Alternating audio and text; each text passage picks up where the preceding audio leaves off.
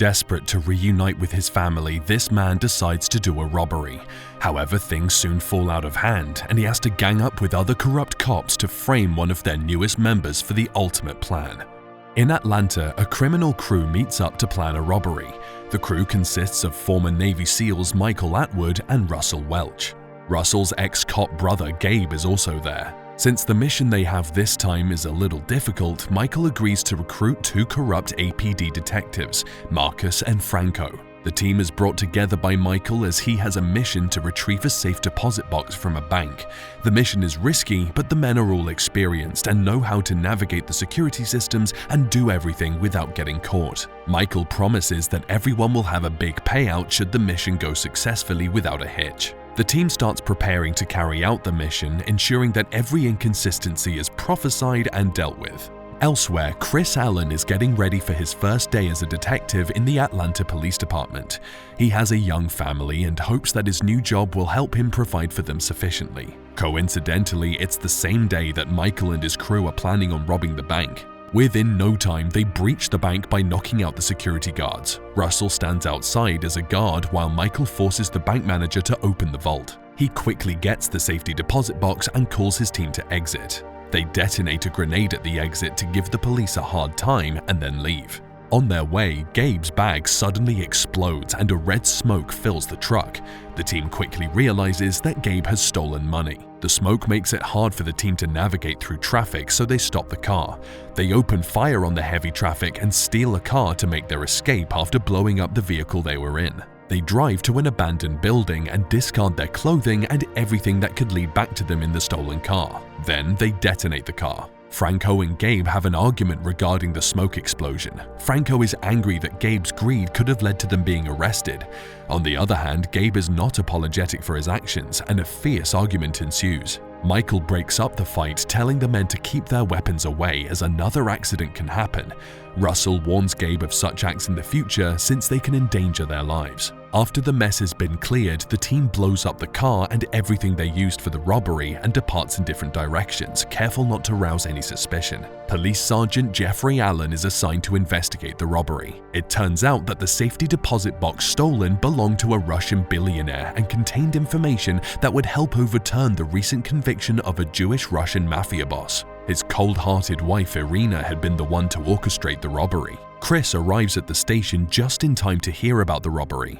He picks up that the robbers communicated to each other in Spanish. Their identities remain anonymous, and it's not yet clear why they took the safety deposit box. Marcus and Franco are already at the station, but they're confident that no one will know of their involvement in the robbery. Chris, who also happens to be Jeffrey's nephew, is assigned to partner with Marcus. Meanwhile, Michael takes the safety deposit box to Irina.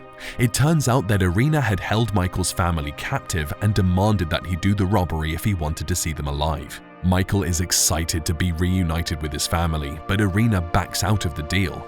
She refuses to let Michael see his wife and child and also fails to pay him the money she'd promised. Irina says that Michael has not completed his task. She explains that the information on the safety deposit box is useless without another file located in the Department of Homeland Security offices. Michael tries to plead his case, but Irina refuses to compromise. He asks to see his wife and son, but finds that she's just from a meeting with corrupt FBI agents who sided with Irina's husband's conviction.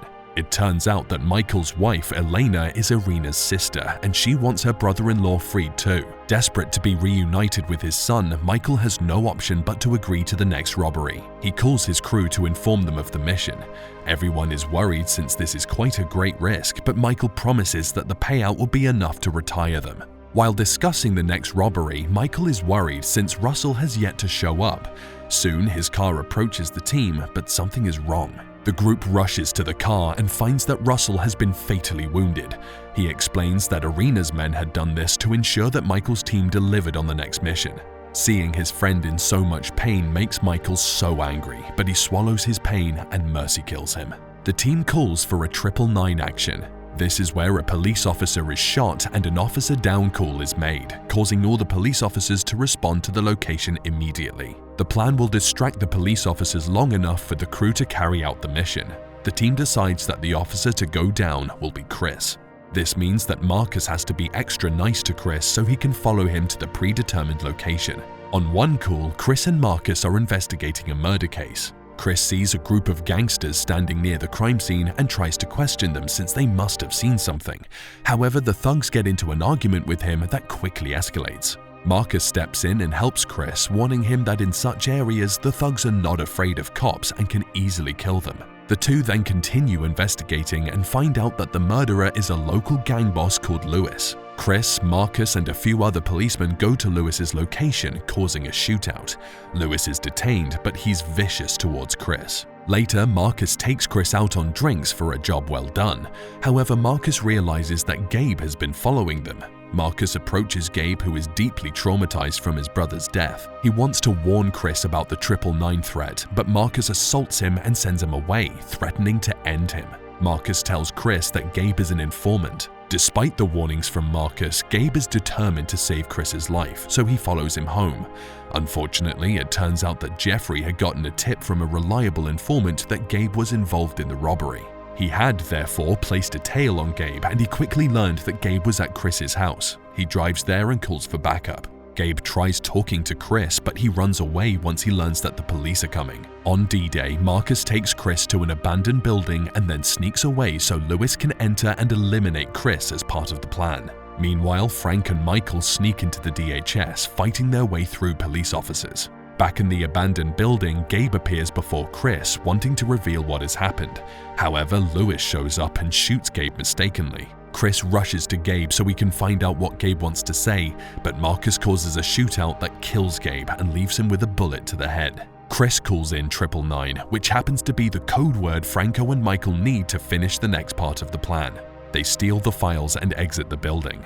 Michael met up with Irina and gave her the files. However, she refuses to let Michael see his family as she has relocated them to Israel. Michael gives Irina a gift to give to his son when she meets him. Irina's henchmen beat up Michael and then give him the money for the work done. As soon as Irina and her henchmen leave, Michael detonates the bomb inside the gift he'd given Irina for his son, killing them instantly.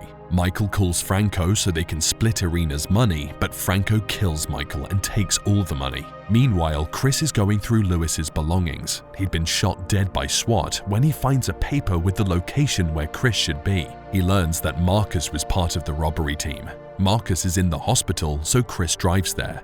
Sadly, he finds that Marcus is in a coma, so he cannot answer any questions about who his accomplices are. He runs into Franco, who looks shocked by his appearance. He asks Chris to go to the station so he can document his shooting account. At the same time, Jeffrey texts Chris telling him that Franco was involved in the robbery and is getting rid of all the witnesses. Chris tells Franco that he'll meet him at the station. Franco realizes that he's been found out, so he goes to his car. It's shown that Jeffrey is waiting in Franco's car. A gunfight ensues between the two, and Franco dies while Jeffrey has an abdominal wound. In the aftermath, Chris calls in 999 for his uncle, who sits in the car smoking a joint.